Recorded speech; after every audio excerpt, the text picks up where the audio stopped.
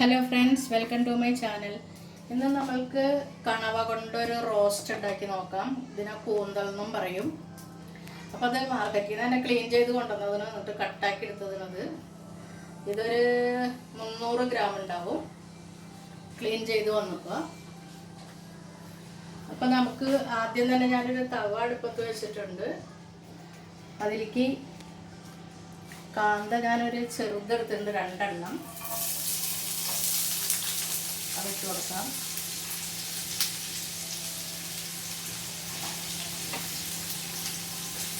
പിന്നെ ഞാനൊരു 12 ചെറിയ ഉള്ളി എടുത്തിട്ടുണ്ട്.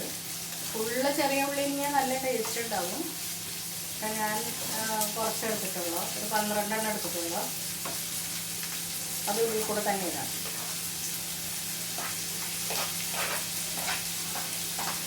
നിങ്ങൾക്ക് വെളിച്ചെണ്ണയിൽ ഇഷ്ടമുള്ള നമ്മൾ ഉപയോഗിക്കുന്ന ഏതെങ്കിലും കുക്കിംഗ് ഓയിൽ ഉപയോഗിക്കാം. പക്ഷെ കുറച്ച് വെളിച്ചെണ്ണയിൽ ഉണ്ടാക്കിയാലേ ടേസ്റ്റ് കൂടുതലുണ്ടാവും. പക്ഷെ ഞാൻ റൈസ് ബ്രാൻ ഓയിലാണ് തയ്യാറാക്കുന്നത്. ഞങ്ങൾ സാധാരണ അത് ഉപയോഗിക്കാറുള്ളത്, അതുകൊണ്ട് ആ ഓയിൽ തന്നെ എടുത്തു.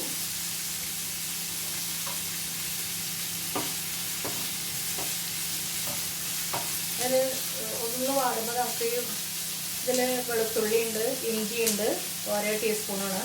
അത് ഞാൻ പേസ്റ്റ് ആക്കിയിട്ടില്ല, വെറുതെ ചതച്ചെടുത്തതാണ്. അത് ഇതിൽ കൂടെ ഇടുന്നുണ്ട്.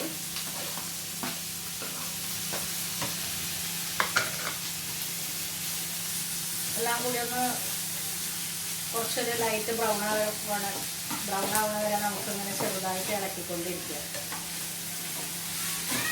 കുറച്ച് ഉപ്പ് വേണമെങ്കിൽ ഇട്ട് കൊടുക്കാം. അപ്പം പെട്ടെന്ന് അത് ഒന്ന് വാടി കിട്ടിക്കോളും. കുറച്ചിട്ടാൽ പിന്നെ വേണമെങ്കിൽ ഇടാതെ.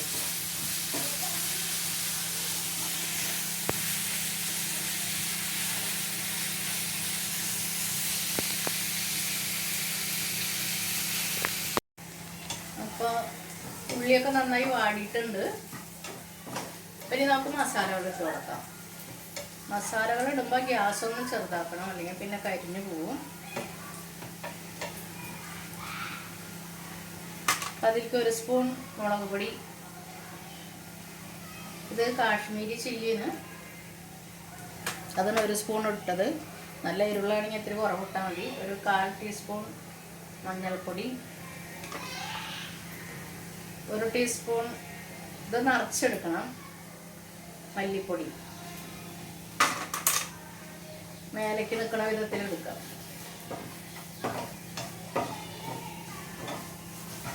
ഇതൊന്ന് ഒരു 2-3 സെക്കൻഡ് ഇങ്ങനെ നിലക്കിയതിന് ശേഷം നമുക്ക് തക്കാളി ഇട്ട് കൊടുക്കാം.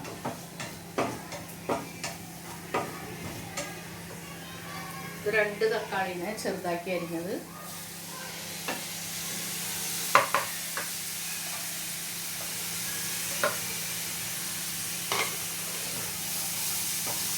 ഇതൊന്ന് നന്നായി മിക്സ് ആക്കിയതിന് ശേഷം നമുക്ക് ആ കൂന്തളും കൂടെ ഇട്ട് കൊടുക്കാം.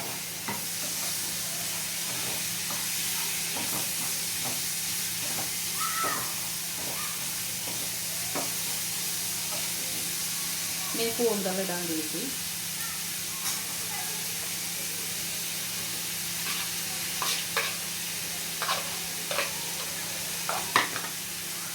കൂന്തലിട്ട് നന്നായി ഇളക്കിയിട്ട് മൂടി വെച്ചിട്ട് വേവിക്കണം. ഇനി വെള്ളം ഒഴിക്കേണ്ട കാര്യമില്ല, കാരണം നമ്മൾ റോസ്റ്റായിട്ടല്ല എടുക്കുന്നത്. അപ്പോൾ പിന്നെ വെള്ളത്തിൻ്റെ ആവശ്യമില്ല.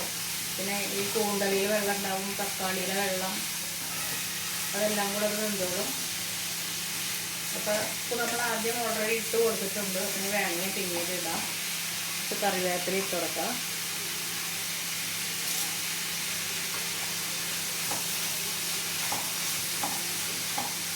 പിന്നെ കുറച്ച് ഗരം മസാല അല്ല, ഇതിൽ നമ്മുടെ പെരുംജീരകം പൊടിച്ചതാണ്, അതൊരു 1/4 സ്പൂൺ ഇട്ട് കൊടുക്കുക.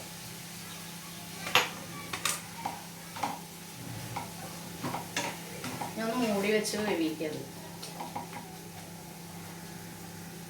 ഇടയ്ക്കൊന്ന് ഇളക്കി കൊടുക്കണം.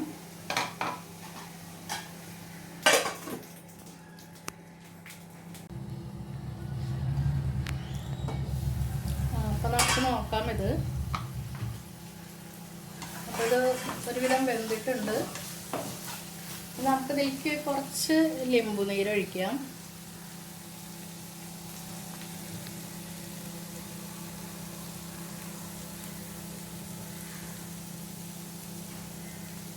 ഒരു പകുതി ലിംബുവിൻ്റെ പിഴിഞ്ഞൊഴിച്ചിട്ടുണ്ട് ഞാൻ. ഇട്ട് നന്നായിട്ട് ഇളക്കുക.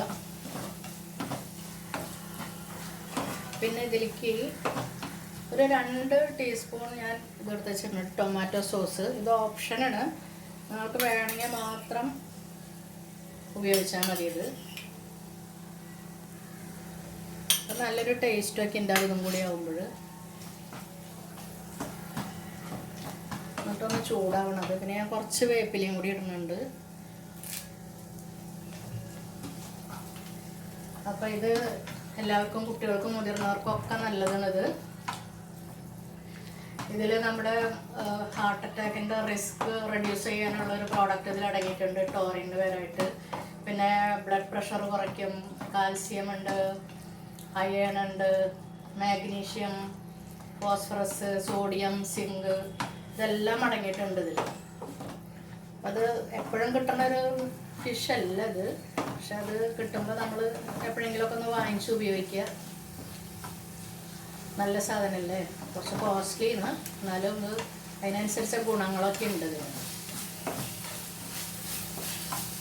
അപ്പോൾ അത് തയ്യാറായി.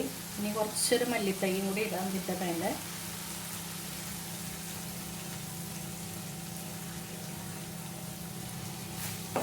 അപ്പം എല്ലാവരും തയ്യാറാക്കി നോക്കുക.